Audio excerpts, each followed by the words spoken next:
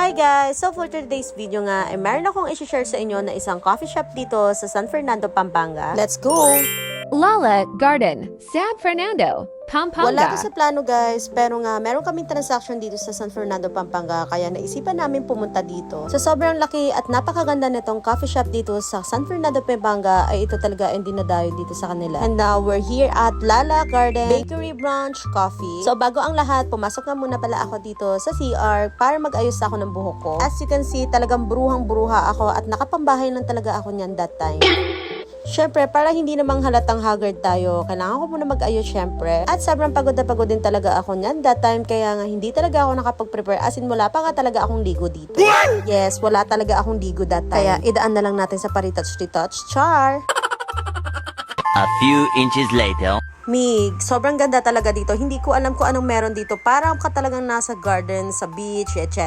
Na para ka talagang nasa paraiso. At hindi lang yan mga be. Sobrang laki talaga ng coffee shop na to na parang kahit isang buong barangay ay kasyang-kasya dito. Bali, na-search ko nga lang pala ito sa Facebook since naghahanap kami ng magandang coffee shop dito sa San Fernando, Pampanga. Pinaka-exciting part na makita itong mga desserts nila na napakasarap at napakamura lang. Yes, B, mas mahal pa nga ang Starbucks eh.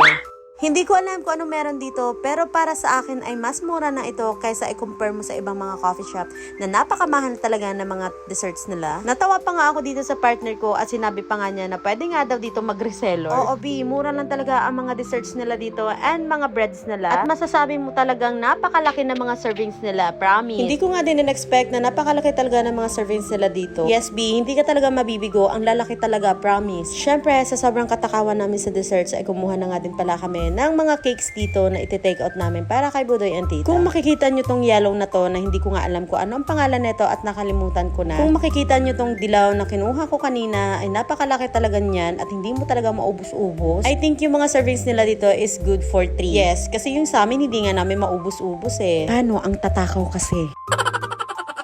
Sa buong buhay ko ay ngayon nga lang ako nakapasok sa coffee shop na ganito kalaki. At hindi lang yan mga be, meron pa sa taas. Sobra ka talaga marerelax dito kasi nga napaka-presko na piling mo nga ay nasa kagubuhatan ka. Ay, ang taray, sa paraiso yan. So, ayun na nga, pagkatapos nga namin mag-proceed dito ay nag-order na nga din pala kami ng coffee dito. Syempre B, kahit malakas ang acid natin, mag-coffee pa rin tayo.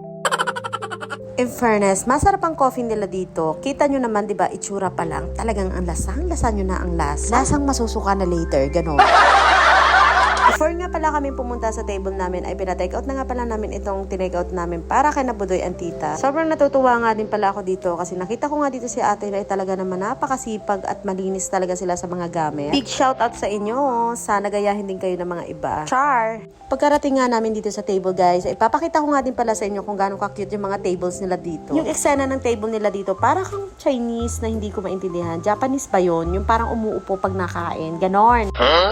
Anyway, kitang-kita naman na gutom na talaga ako dyan mga B. Sira talaga ang diet mo, B. Commercial muna tayo mga B. So ito na nga, ipapakita ko na nga ito. Yung sinasabi ko nga sa inyo, dito sa taas, na kahit isang barangay ay kasyang-kasya, maluwag pa nga eh. Ewan ko be, sobrang lawak talaga nito mula dun sa kabila hanggang dun sa dulo. Kaya nga na-excite talaga akong i-vlog ito kahit na full storage na yung phone ko. So, ayun na mga B, dayuhin nyo rin dito sa Pampanga para naman hindi pa ulit-ulit kayo nag-i-Starbucks para maiba naman, no? So, ayun lang. Sana nag-enjoy kayo sa video ko, no? So, ipapakita ko nga din pala sa inyo bago kami umuwi kung gaano kalapad dito sa labas at talaga naman pwede nang lagyan ng playground. Daming talak, no?